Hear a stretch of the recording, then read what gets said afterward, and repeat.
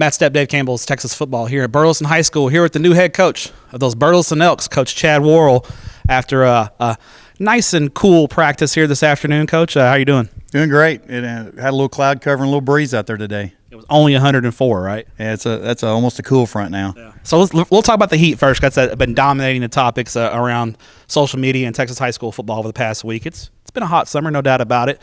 I know high school coaches, athletic trainers taking a lot of precautions. What are you guys doing as far as dealing with the heat, but also making sure you get acclimated to the heat because you got to play in it Friday night. It's going to be hot Friday night, and also making sure your kids stay hydrated and all that goes into that. Yeah, I mean, just the common sense stuff of keeping them hydrated and lots of breaks during practice, making water available to them at all times.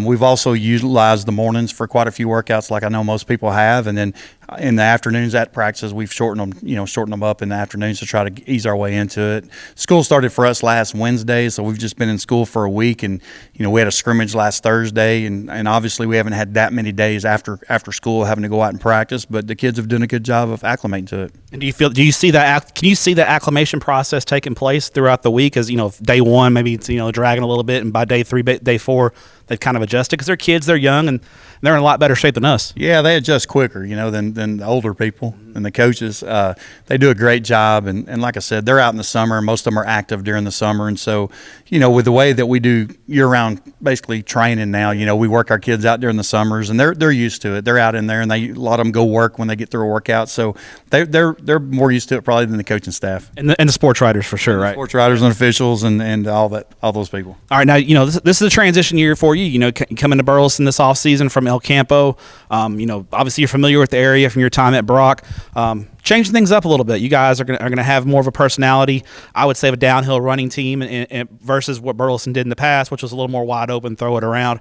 How have the kids adapted to the new schemes? I know you haven't given them the whole playbook yet, but you're kind of spoon feeding them a little bit. How have they adapted, and how did the summer go?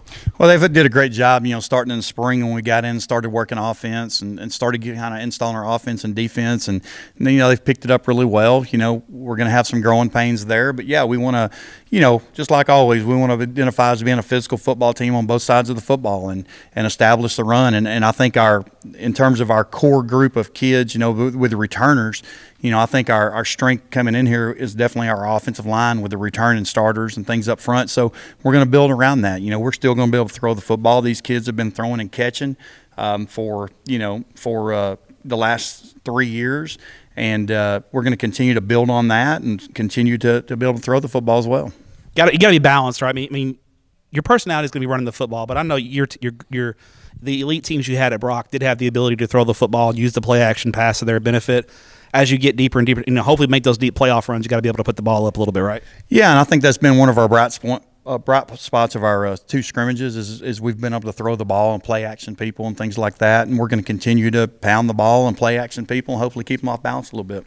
There you go. Get you centered up there a little bit, Coach. Get that handsome face in the shot. Battle of the Boots this week. It's a big rivalry game with Centennial. You guys aren't in the same district, but I know that doesn't take away from the rivalry, and this happens to be your first game as head coach here at Burleson.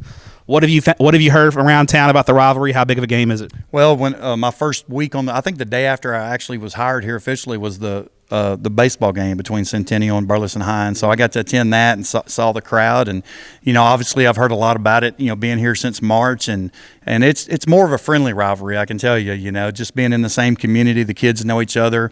A lot of the parents have went to school at maybe Burleson High that now live over there or whatever. So I would say it's definitely a huge rivalry. We're looking forward to it. It's supposed to be a sellout crowd on Friday, but I think it's more of a friendly rivalry too. When you look at Centennial, obviously they had a great year last year. Coach Geller does a heck of a job over there.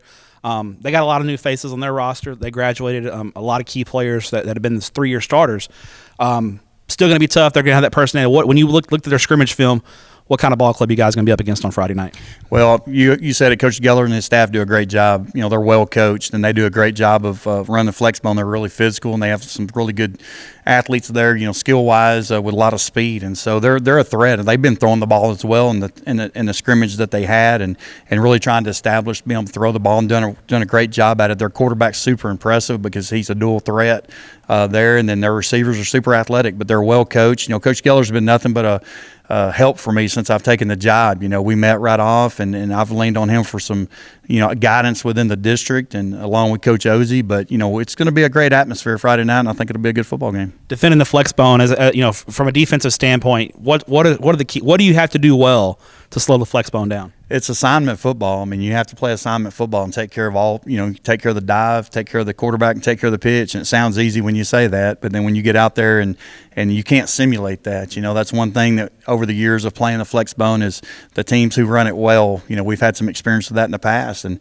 it's hard to simulate that in practice. And so being able to adjust to that game speed, being able to adjust to their speed and their quickness up front is going to be key, and then playing assignment football. Defensively, what do you see from their defense? What do you guys have to do well on the offensive side of the ball to counteract what they do on the defensive side? They got a couple of guys back. They've got a defensive end, and they've got I think that they call their joker that is kind of a rover there in the 3-3-5, and man, they're heck of good players. They're middle linebacker. I mean, they're really they get to the ball in a hurry. They play good assignment football. They're well coached on that side of the ball too, and they're physical. And so we're going to have to take care of our assignments and stay on our blocks. Our backs are going to have to block for each other and hold on the football and really, hopefully take control of the clock.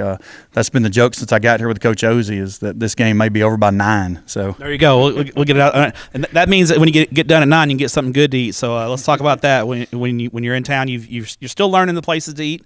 I had a couple of suggestions for you. What are some of your go-to spots here in Burleson? There's been several, but you recommended Mojo's, and so it's definitely probably the top of the list right now. Brisket tacos, right? Brisket tacos and brisket nachos. So I guess if you guys if the Elks win on Friday night, there'd be no better way to celebrate than maybe a plate of brisket tacos from Mojo's. That sounds like a great idea. There you go, Coach. Appreciate your time. Good luck on Friday night, and appreciate what you do for student athletes in the state of Texas. Thanks, Matt. Appreciate you.